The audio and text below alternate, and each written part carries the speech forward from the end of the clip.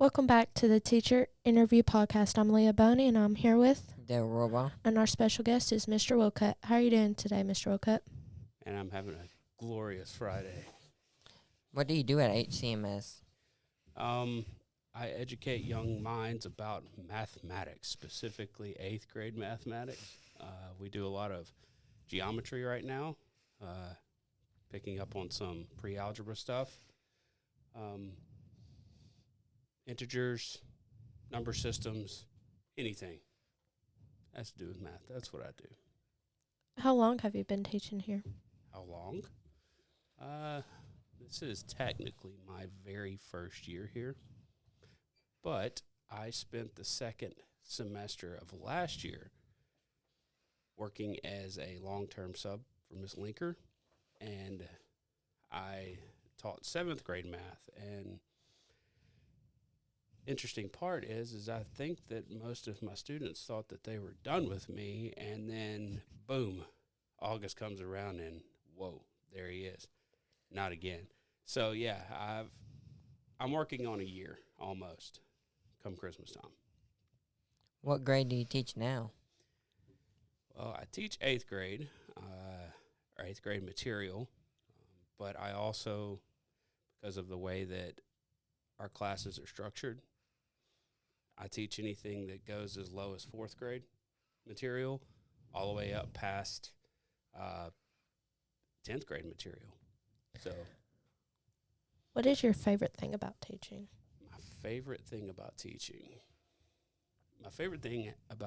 has to be the light bulb moments. So, light bulb moments, what I mean by that is whenever you see a student's face, when they get it, when it finally clicks, that's whenever I realize what I'm doing is actually helpful. Because you can get up there as a teacher and spend days saying the same thing, and it doesn't click. But when it clicks and those light bulbs go off, that lets you know that you're doing the right thing. What would you tell a student when they're going through a hard time? Going through a hard time, can I have y'all, are we talking about with the material? Are we talking about on a personal level? What type of hard time are we referring to here? Any type of art? Okay. So if they're struggling with material, I always offer, always offer the opportunity to come back and see me during our level up time, especially if they're struggling with my path, because that's right at the level that they're working on. So it's really great to be able to sit one-on-one with students whenever they're struggling with math. But on a personal level, I think that affects their education just as much, if not more, than actual instruction. And I would say letting them know that that I'm here, that I'm present, that I'm paying attention, that I know what they're going through, and that I'm available if they need me. But that I'm not going to discuss whatever's going on in their life without them reaching out. Who is the most famous person you have met? You mean besides myself when I look in the mirror? Sorry. Let's see. Most famous person I've ever met. I would say it's either, it depends on who you consider famous. I've met Senator John McCain, the late Senator John McCain. Actually sat down with him and talked to him whenever he was running for president. I've met quite a few musicians in my years of playing music, specifically Fred LeBlanc. He's the drummer for Cowboy Mouth. I don't know if you know who he is. Darius Rucker. He used to play with Fred. So I would say either musicians or John McCain, with John McCain probably taking the lead there. Have you ever been part of band? Band? So music has been a part of my life since I was about 9 years old. I started playing drums at 9. I started in beginner band, middle school, back whenever middle school was 5th and 6th grade. And I've been playing drums since that age. I marched in high school band. I played in middle school band, junior high band, marched in high school, marched in college. I've toured as a drum set player across the Southeast. Played all kinds of different music. It's a great thing to do, to build relationships, to build friendships, camaraderie. Plus, it's just fun. So I think that the band programs, like our band program here, provides people with the opportunity to pay for college, not just an opportunity to be with their friends and to play music, which is fun. But it provides people who may not have an opportunity, people like me. If it weren't for band, I wouldn't have went to college. We didn't have the funds growing up for me to be able to go to college. So thankfully, band paid for my undergraduate. I did well enough in undergraduate to pay for my graduate school, and then I paid out of pocket for my law degree. So it's an invaluable asset to have in schools, I think. What is your favorite thing to do when you're not teaching? Working. Teaching, working. I have a few things I really enjoy. I like to build things, specifically furniture. I build tables. I like to do graphic design.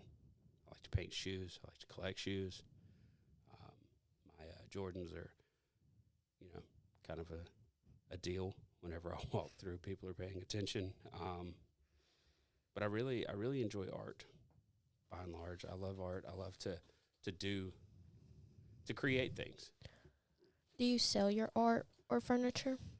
Yes. So my furniture, I typically do what's called commissioned works. That means somebody will reach out to me and say, hey, can you build me a table? Yeah, I can build you a table. What kind of table do you want? They'll send me an idea, and I'll say, okay. I'll get back to them. I'll do some figuring. I'll do math, figure out how much wood I'm going to need, find out how much that's going to cost me, and then the time commitment, and then I'll let them know how much it's going to cost, and they tell me yes or no, and I build it. Same thing with my graphic design. I probably make, have more clientele for my graphic design than I do for furniture building, just because graphic design typically is a little bit smaller amounts each time, where furniture building, you're talking about thousands of dollars at one point in time, So. Can anyone reach out to you, and how? So I'm always in G-Pod, my position, my station, whenever we are changing classes is right in the middle of G-Pod. I sit there with Mr. Smith, and we watch over the classrooms. You can come by through there, then, let me know there.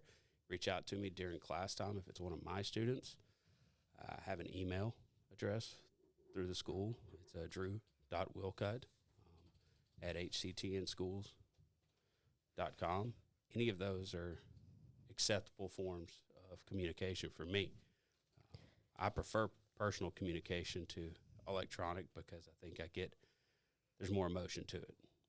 You said you collect Jordans and wear Jordans. How many pairs of Jordans do you have? Oh, goodness. I haven't counted recently. I'm thinking 41, if my calculations are correct. I have 1s, 2s, 5s. Let's see, 11s, 12s. Yeah, a lot. Probably too many. But I have ones that I wear on a daily basis, and then I have ones that I try to match to certain outfits. So he's my favorite basketball player. I grew up watching Michael Jordan. So What got you into Jordans? So whenever I was a child, my mother and father, they got a divorce whenever I was 3. And I wanted a pair of Jordans. It was the fives. It was the original fives. If you saw the ones I was wearing yesterday, the red ones, solid red ones, they're just like those. They're white. They just have a 23 on the side. I wanted those. And my mom told me, well, let's ask your dad and see if he can get them, right? Well, the reason why they got a divorce because my dad wasn't the best of human beings. I'll just leave it at that since this is a middle school podcast. He wasn't the best of fathers or functioning members of society. So I didn't have a whole lot of positive memories about him. But he came through. He actually sent me a postal service, I guess, money order, and for the cost of those shoes. And I bought them, or my mother bought them for me for my birthday that year. And since that time, that's how I keep positive memories of my dad.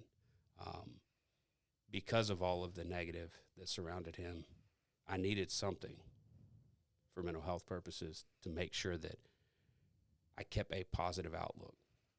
And that's, you have a choice in life to focus on the good things in your life or the bad things in your life. And if you can find something good to replace something bad, by all means, do that. And that was one of those times where I could replace something bad with something good. Do you have any pets? Pets. I have, well, it depends on what you consider my pets. We have 2 dogs and a cat that live with us, but I would venture to say that they are my wife's pets because they follow her around. They're only there for me whenever I have food. But no, I have a lab and I have what I like to call a Daisy. Daisy she's a boxer, pit, Great Pyrenees. She has a little bit of every kind of dog in her. She has 6 toes on her back feet, both of them. She has 1 blue eye and 1 brown eye, and I don't think she has any depth perception. Have you seen that dog on TikTok? The happy dog, got a happy dog. That one, she walks like that sometimes. She's like this kind of number. I know y'all can't see me on the podcast. I just kind of went wonky, but she's great. But she has no depth perception. She will absolutely headbutt you in the face because she can't tell how close she is to you. And then we have a cat. Ashley has a cat. I don't have a cat. Its name's Gizmo. And if you have y'all are a little bit young for this, but there was a movie whenever I was your age called Gremlins. And there was a character in there named Gizmo, and he was just the cutest little thing until he got wet. And then he became evil incarnate at that point. And that's kind of like our Gizmo. She can go from sweet and innocent to I'm going to choose violence very quickly. So, Are you a cat or dog person? 100% a dog person. Now, my firstborn, as I like to call her, is not my son Jack, but my dog Maddie. She was a yellow lab that I got whenever I was in college, and she went through the hard times, whenever I was gritting and grinding in school. But I think that, once we had Jack, I clearly quit calling her my firstborn because my son deserves that respect. But she was a magnificent dog, did everything I asked of her until she met Ashley, who spoiled her, and she quickly became not my dog anymore again. She has that way. She's like Snow White. The animals flock to her, quite literally. What type of law do you practice? I practice criminal defense work. What that means is when somebody gets accused of a crime, they have a constitutional right to what's called a constitutional defense. That means that they have certain rights in the Bill of Rights that need to be protected. A misconception about defense lawyers is that all of them go in there trying to get bad guys out of trouble. Nothing could be further from the truth. There are people, just like you go to the doctor, you may know what's going on with you, You may know your symptoms, but you may not know the severity of what's on the other side of that, right? In the legal world, when you go into the courtroom, you may not know the severity of some of the things you may say, so you need somebody that knows those rules to protect your rights, and that's what I do. But more than anything, I'm what is called an appellate attorney. So most of my work doesn't start until the conviction has already occurred. So somebody's already been convicted of a crime, they're in jail, and my job is to make sure that none of their rights were violated in trial, and if they were, to make sure that we make arguments and preserve the record so that if the state made mistakes, that the defendant gets his fair shake. Everybody needs to play by the same rules, and I just make sure that people play by the same rules. What led you into law? I was in 11th grade economics when I made the decision I was going to go to law school. I really enjoy the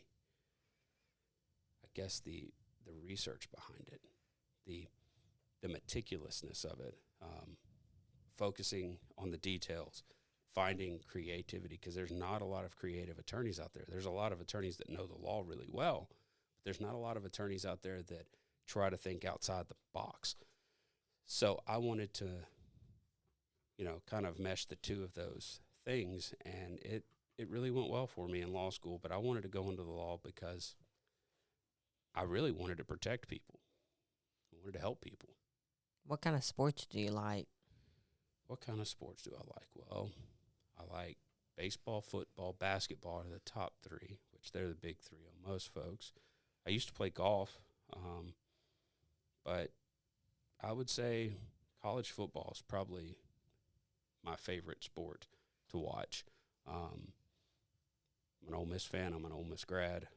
Played at Georgia this weekend. Hotty toddy. I played baseball with my son. I probably know more about baseball than any other sport, but I played basketball in high school. So if I had to pick a sport that I'm best at, me playing, it's basketball. The one I'm most knowledgeable about, baseball. The one I enjoy watching the most, football. See, it's kind of interesting. Did you grow up around here? I grew up in Humboldt, Tennessee. Humboldt is the strawberry capital of Tennessee. If you're not familiar, they have a strawberry festival every year in May. I graduated from Humboldt High School, and I went most of my years of school in Humboldt. Now, I did take a 2-year hiatus and go to Thibodaux, Louisiana, which is down on the bayou. Things are different down there. There are different ways of life. I had a sugarcane field in my backyard, and I had a neighbor that would blow up C4 on the 4th of July every year because, well, he was on the bomb squad at the sheriff's department, and why not? It shook the whole house. It scared me to death. So I told you, it's a different way of life down there, but they had fun every weekend. They had like this witch's cauldron that we would put between mine and my neighbor's house, and we'd have crawfish boils. It's the most vile smelling thing. To this day, I cannot stand to be around crawfish because of that red pepper smell. It just makes me sick to my stomach. But yeah, it was how we cook out, get on the grill. Every weekend there was a witch's cauldron. There was crawfish, live crawfish. They just dumped in there because you dump them in live. And it was just party central. Not party central, but, a lot of socializing. Well, thank you, Mr. Willcutt, for coming talking with us.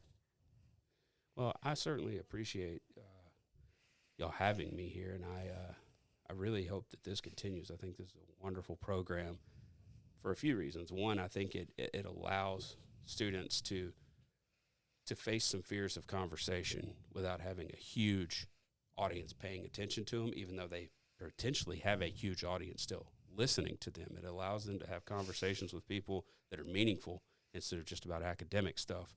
I think it's wonderful in generating the soft skills that are going to be very, very important as you grow older. So I'm Leah Bonee, and I'm here with, Rohrabaugh. and our special guest is Mr. Willcutt.